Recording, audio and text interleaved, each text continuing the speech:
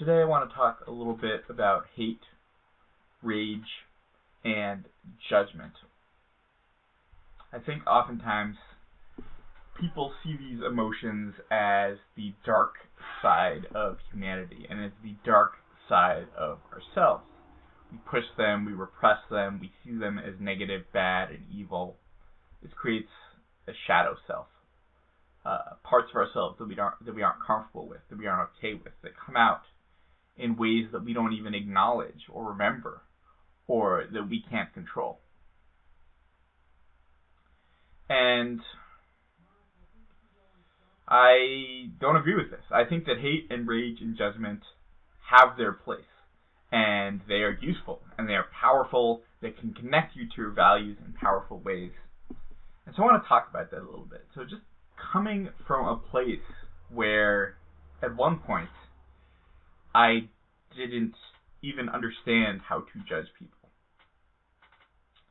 I am probably 90th or 99th percentile in terms of openness to experience. Things very rarely disgust me.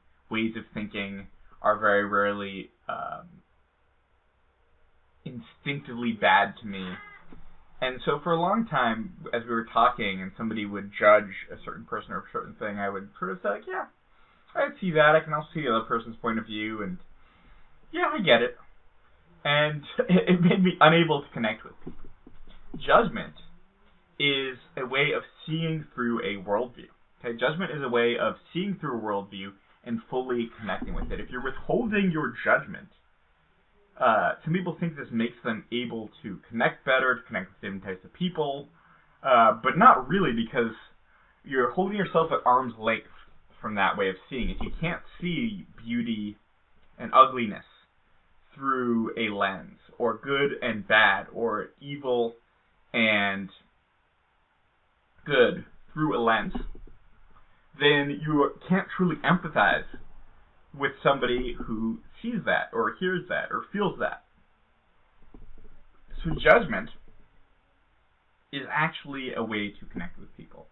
Now, I do agree that being overly judgmental has its own issues, right? Being overly aligned to just one way of viewing things, thinking this is how the world works. Good and evil is simply a reflection of the truth of the world, I think is a little broken, is a little short-sighted, and is not the whole story. But I do think that if you are unable to judge, you've lost something valuable and vital. It's powerful to judge something as good or bad. It connects you to the values of the way you are seeing it. It connects you to those deep values. Beauty, ugly, evil, good. These are things that are, again, connect us. These feelings connect us to deep values of which they are pointing to. Let's talk about rage. To give you an idea where I'm coming from,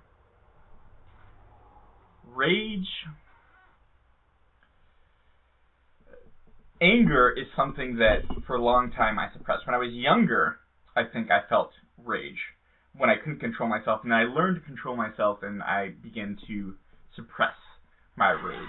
And again, to give you an idea of where I'm coming from, anger is there to help you hold your boundaries, right?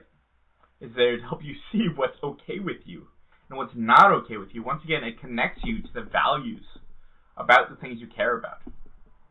And just to give you an idea, when I was younger, I broke up with my ex, and my best friend, I could tell, was kind of into her, and I sort of said, yeah, go do that.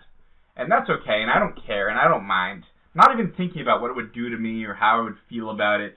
Not even recognizing my own internal boundaries and just saying, hey, what's okay and what's not okay, and trying to intellectualize the situation, because I just wasn't connected to this sense of anger, to this sense of this is not okay with me.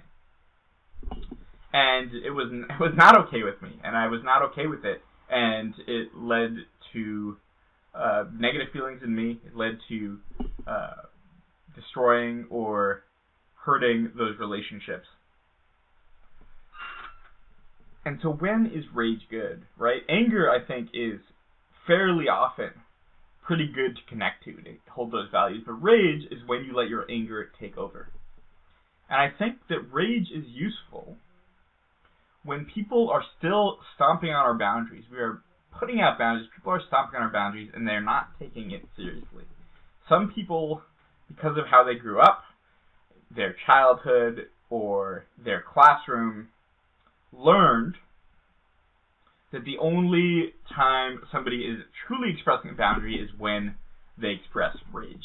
So sometimes allowing yourself to get into rage, allowing yourself to say, no, it's actually not okay that you just stepped on this boundary. Like, fuck you, listen up, this is not okay, I think is important.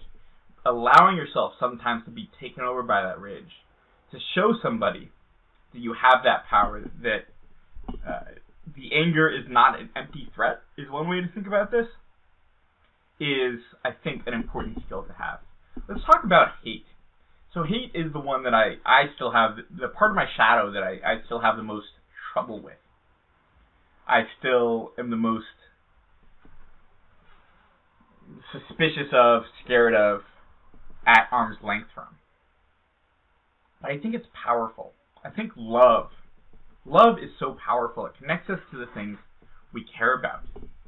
Hate is just as powerful. Hate is this othering. Love is this I am you, you are me connection. Hate is the othering, the pushing away, that's not okay, I can't stand this. Like, I can't let you stand for this and still be okay with you. I can't let this idea stand and be okay with it.